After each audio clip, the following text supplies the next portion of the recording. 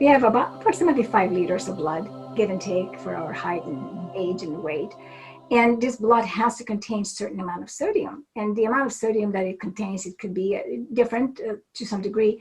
But the role of the sodium is not just to cause an action potential for the nerves, but it also is a salt. The chloride, for example, creates hydrochloric acid in your stomach. So your stomach acid requires salt.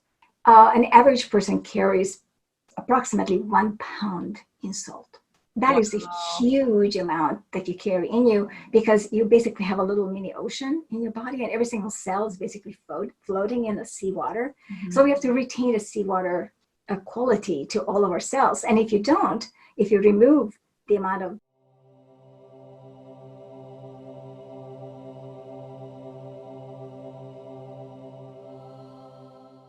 salt in your blood, not only will your cells not have enough salt and they will want to retain the salt, thereby causing some trouble, but you will also cause a huge problem for your blood, because the blood has a given volume, as I said earlier, 5 liters. If you remove the sodium, say you reduce it, it automatically reduces the amount of water your blood will contain. So you reduce your blood volume.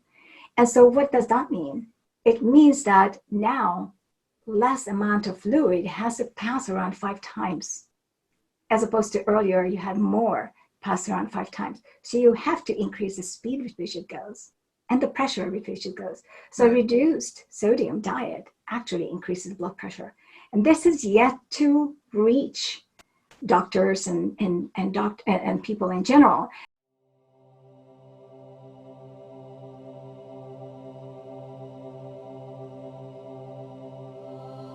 So most people who have hypertension, they put them on a reduced salt diet. Next thing they know, they will have increased the medication, and before they know, they're on 4 different medications and a diuretic medication, and they just keep on taking the low salt. But if you give them salt, the blood pressure goes down. We had people who said, we had them sign a waiver in the group, and they said, yeah, well, I have completely out of control blood pressure. My doctors gave up on me. I'm taking 4 medications.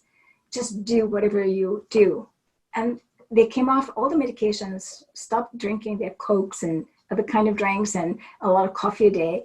And they just had salt and water, and their blood pressure completely normalized. So it isn't the salt, it's what else we're eating.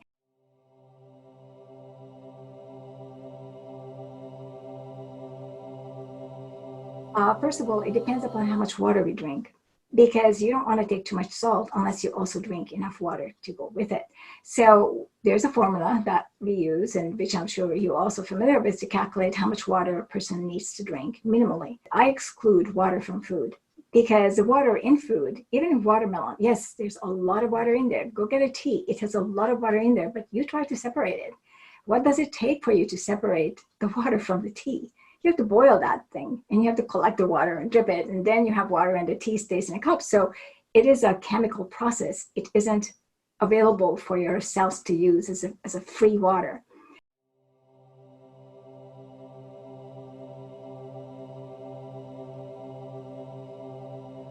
Annotated and summarized, easy to share with loved ones. The description below the title for this video has these summary points.